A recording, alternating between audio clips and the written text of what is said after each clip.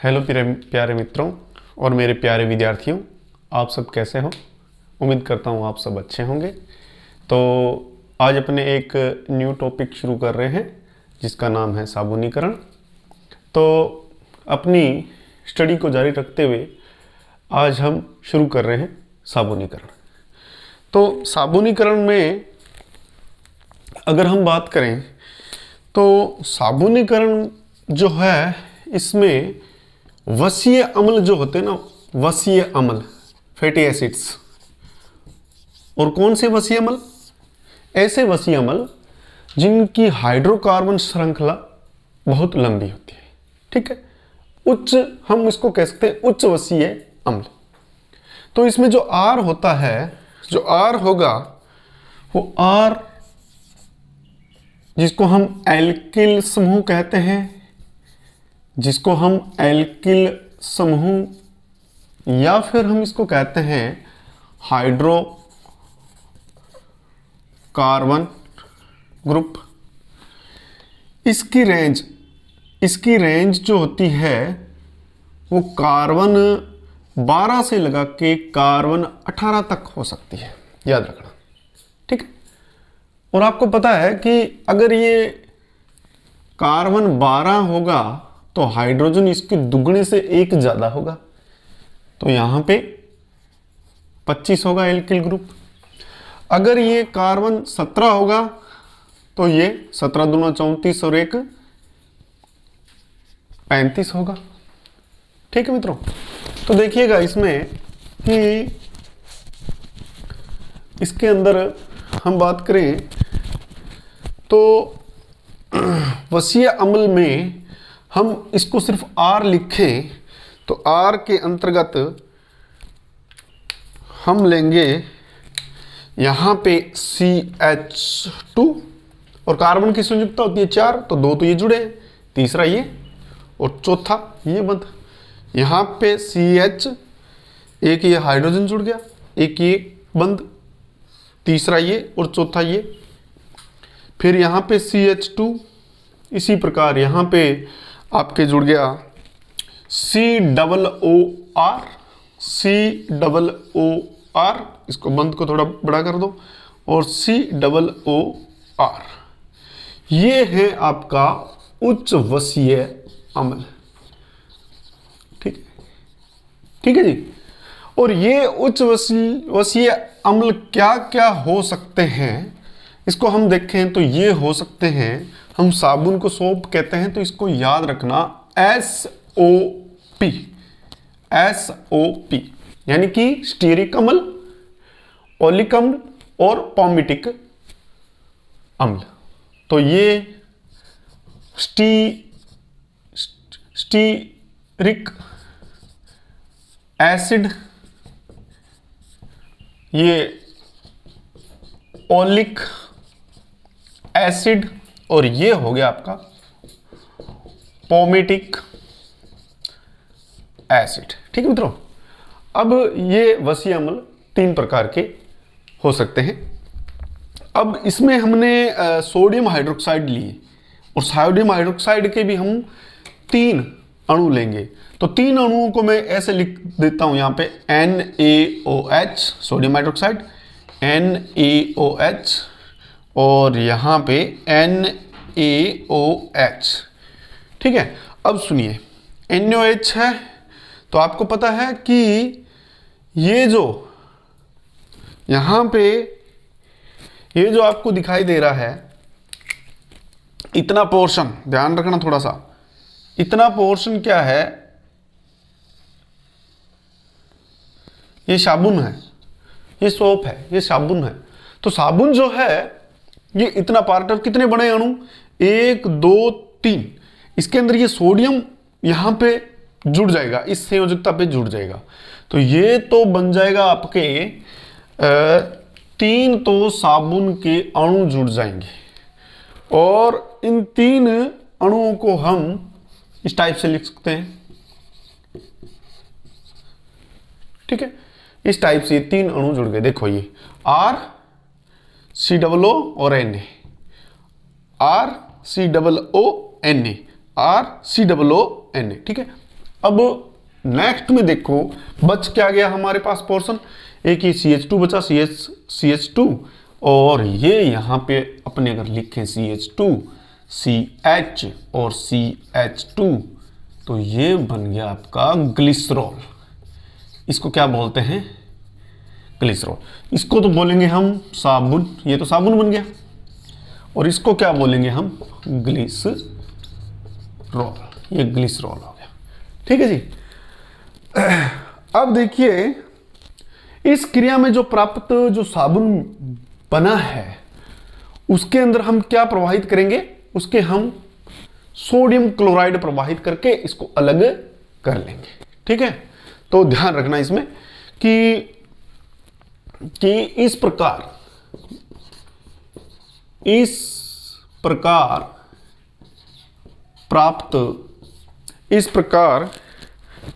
प्राप्त साबुन के अंदर NaCl सोडियम क्लोराइड प्रवाहित करके साबुन में सोडियम क्लोराइड प्रवाहित करके प्राप्ति की जा सकती है, प्रवाहित करके उसको प्राप्त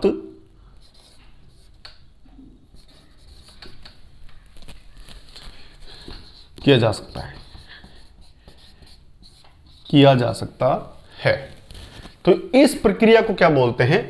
साबुनीकरण बोलते हैं।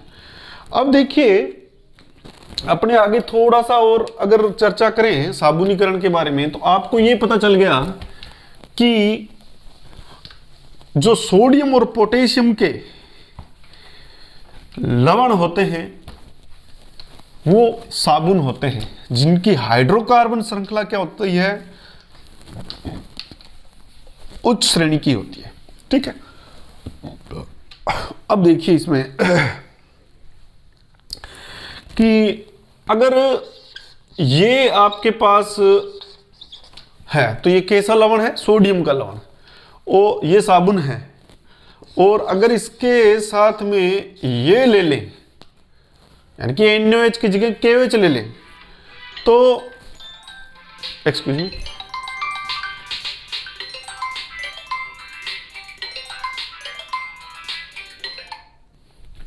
तो देखिए इसमें कि ये जो साबुन होता है ये अच्छी क्वालिटी का साबुन होता है, जिसको हम शेविंग क्रीम या शैम्पू के लिए यूज करते हैं।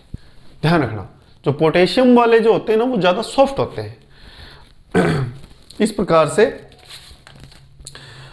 अब यहाँ पे बात करें कि अगर कठोर जल के अंदर इन साबुनों को घोला जाए तो ये क्या झाग देंगे? तो मित्रों इसमें देखो कि कठोर जल जो होता है, कठोर जल में क्या होता है? कठोर जल के अंदर दो प्रकार की अशुद्धियां हो सकती है, कैल्शियम की हो सकती है और सोडियम की हो सकती है, ठीक है। कैल्शियम और सोडियम की अशुद्धियां हो सकती है। तो देखिए इसमें ये जो कैल्शियम और सोडियम है ये साबुन के साथ में कैसे मिल जाते हैं, और जब साबुन के साथ में मिल जाते हैं तो एक लवण बनाते हैं। किस प्रकार बनाते हैं? अगर हम इस उदाहरण को लें, CONa ले लें मान लो, ठीक है। अब देखो इसके अंदर सोडियम की अशुद्धि मिलेगी, मान लो मैग्नीशियम की अशुद्धि मिलेगी, तो ये किस प्रकार से क्रिया करेगा कि ये RCO और ये आ गया मैग्नीशियम। तो देखिए इसकी संयोजकता 2 होती है, तो इसमें 2 जुड़ेंगे, जो ऋणायन 2 जुड़ेंगे साबुन के, और यहां से सोडियम क्या है? हट जाएगा। तो जैसे ही सोडियम हट गया, यहां पे 2 लेने पड़ेंगे आपको, तो जैसे ही सोडियम हट गया तो ये लवण बन जाएगा। और आपको पता ये लवण पानी के अंदर, जल के अंदर अघुलनशील होता है, ठीक है। इसलिए कठोर जल में, जो लवणीय जल या कठोर जल होते हैं, उसमें ये साबुन जो है झाग नहीं देता, ठीक है। इसके साथ में अगर मान लो मैग्नीशियम की जगह अगर कैल्शियम आ जाए तो आपको पता ये क्या बनेगा? यहां पे Mg की जगह क्या बन जाएगा? RCO कैल्शियम RCO, ठीक है।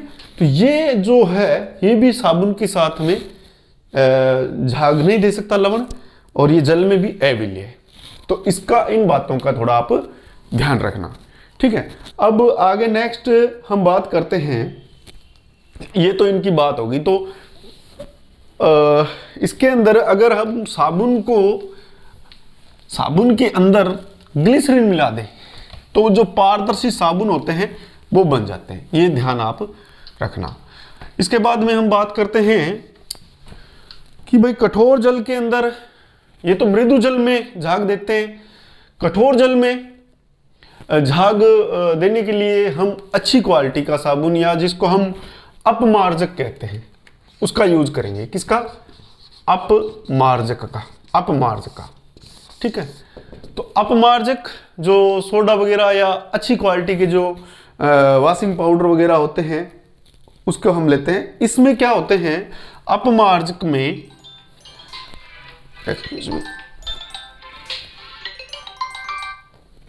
अपमार्जक के अंदर क्या होता है कि हम लेते हैं ROSO3 और Na, सोडियम, यहाँ पे Na, ठीक है। ये इसको हम सोडियम, इनका नाम हम सोडियम आयंस के, और एल्किल समूह भी इसमें जो R होगा, और इसके साथ में एक और हम ले सकते हैं इसमें RC6H5 और SO3Na। ये अपमार्जक का सूत्र है। ये किसके सूत्र है? ये अपमार्जक के सूत्र हैं। तो ये सल्फोनेट्स, दो प्रकार के सल्फोनेट होते हैं। एक तो होता है जिसमें बेंजील ग्रुप जुड़ा होता है, और एक होता है जिसके अंदर ऑक्सीजन बेंजील की जगह होता है। तो इस प्रकार के जो है, इनमें से भी उत्तम क्वालिटी का जो होता है ये बेंजीन वाला सल्फोनेट होता है, बेंजीन वाला सल्फोनेट होता है, ठीक है। तो इसको सोडियम एल्किल, इसका नाम क्या है? Sodium alkyl sulphonate. इसको हम कह सकते हैं sodium alkyl sulphonates, sodium alkyl sulphonates. और इसको हम कह सकते हैं sodium benzyl alkyl sulphonate, sodium alkyl benzene sulphonate, ठीक है। तो इसको SAS शॉर्टकट में याद रख लो, इसको SABS सैब्स के रूप में याद रख लो। तो इस प्रकार के जो साबुन होते हैं उच्च क्वालिटी के डिटर्जेंट होते हैं, और जो मृदु और कठोर जल में भी क्या करते हैं? झाग देते हैं। तो अब देखिए इसमें कि इनके साथ में अगर मैग्नीशियम या ये जुड़ जाए, मान लो इसके अंदर कठोर जल में जो अशुद्धियां होती है दो प्रकार की होती है, एक तो मैग्नीशियम होती है और दूसरी होती है कैल्शियम, ठीक है। इसके द्वारा जो रिएक्शन करेगा इसमें, तो ये सोडियम हटाएगा तो ये बन जाएगा, मान लो ये ROSO3 और ROSO3, और जो ये लवण बनेगा कैल्शियम का, या बन जाए इसमें इसकी जगह मैग्नीशियम, तो ये जल के अंदर घुलनशील होता है, ये लवण जल के अंदर घुलनशील होता है और अच्छी तरह से झाग देता है। तो इस प्रकार से इसका आप थोड़ा ध्यान रखना। तो ये अपमार्जक होते हैं, और ये जो है साबुन से अच्छी क्वालिटी के होते हैं। नेक्स्ट बात करते हैं अपने, थोड़ी सी बात बची है मिसेली करने की। तो साबुन, इसमें झाग, मेल के अंदर साबुन झाग कैसे देते हैं और कैसे मेल को निकालते हैं, तो इस प्रक्रिया को भी हम थोड़ा समझ लेते हैं। तो देखिएगा, इसमें मान लेते हैं कि ये कपड़ा है, ये मान लो कपड़ा है। इस कपड़े के अंदर मान लो यहां पे मान लो ये कोई मेल है, ये मेल है, हम इसको मेल कह सकते हैं, ये मेल है। जैसे मान लो तेल की बूंद हो सकती है मेल में, ठीक है। और आपको पता ये मेल है, तो साबुन को जैसे ही पानी के अंदर लगा के कपड़े पे लगाएंगे तो ये साबुन जो है इसके चारों तरफ इस टाइप से क्या हो जाएगा, घेर लेगा इसको। ठीक है, इस टाइप से इसको घेर लेगा। तो जैसे ही ये देखो इस टाइप से इसको घेर लेगा, और जैसे और ज्यादा इसको हम साबुन लगा के इसको कपड़ों को रगड़ते हैं तो क्या प्रोसीजर होती है वो भी थोड़ा देख लें। अब इसमें देखो कि ये मेल जो है धीरे धीरे बाहर आ रहा है, ये मेल बाहर आ रहा है, और ये क्या है, साबुन के इसके अंदर अणु है। ठीक है, और एक स्थिति ऐसी आ जाएगी मित्रों कि ये कपड़ा, ये तो कपड़ा है, ये तो क्या है, कपड़ा है, ये कपड़ा है और ये मेल है। तो और एक स्थिति ऐसी आ जाएगी कि मेल क्या हो जाएगा, बिल्कुल बाहर आ जाएगा, बिल्कुल बाहर कपड़े को छोड़ देगा, और इस टाइप से ये कपड़ा अलग हो जाएगा, और ये मेल इसके चारों तरफ साबुन आ जाएगा। और आपको पता है ये जो भाग होता है इसका, ये नेगेटिव होता है, ये भाग क्या होता है, नेगेटिव होता है। और यहां पे क्या जुड़ जाता है, इस पे वाटर जुड़ जाता है, H+OH, इस पे वाटर। तो हम बात कर रहे हैं कि साबुन के अंदर जो पोर्शन होता है वो किस टाइप से होता है कि साबुन में दो सिरे होते हैं, एक होता है हेड और एक साबुन का होता है टेल। तो उसके बारे में थोड़ा सा ध्यान दें। देखिए कि मान लो कि आपके पास ये भाग है, ये साबुन है, साबुन के अंदर हमने जैसे ही जल डाला तो ये साबुन क्या हो जाएगा, इसका हो जाएगा आयनन। क्या हो जाएगा इसका, आयनन। और आयनन होगा तो देखिएगा इसमें कि जो आपके ये साबुन है वो इस टाइप से RO+ और RCOO- और Na+ में तब्दील हो जाएगा। ये भाग जो है, इस भाग को अगर हम बनाएं तो इस भाग को हम इस टाइप से बना देंगे, इस टाइप से बना देंगे। ठीक है जी, ये भाग जो है O है, ये अगर मैं इसके बारे में लिखूं तो ये भाग R हो गया और ये भाग आपका CO- हो गया। ठीक है, ये भाग, इस भाग का नाम है हाइड्रोकार्बन भाग, हाइड्रोकार्बन भाग। और ये नेगेटिव लिए हुए हैं, ये ऋणात्मक भाग है, इस भाग को हम कहते हैं ध्रुवीय पोर्शन या ध्रुवीय भाग। ठीक है जी, अब देखिए कि इसके अंदर ये जो भाग है, ये भाग आपको जो दिखाई दे रहा है, ये भाग कहलाता है टेल। ये टेल या पूंछ कहलाता है, इसको पूंछ या टेल कहते हैं। और ये भाग जो है इसको हेड या सिरा कहते हैं या सिर कहते हैं। ठीक है, ये भाग जल से नहीं होता, ये जल से जुड़ता है। ये भाग क्या होता है, जल स्नेही, ये भाग जल स्नेही होता है और ये जल से जुड़ता है। और दूसरा भाग ये जल स्नेही लिख लो इसमें, ये जल स्नेही या इसको हाइड्रोफिलिक भाग कहते हैं, हाइड्रोफिलिक। और ये होता है जल विरोधी, ये जल विरोधी भाग होता है, या इसको हम मेल स्नेही भी कह सकते हैं।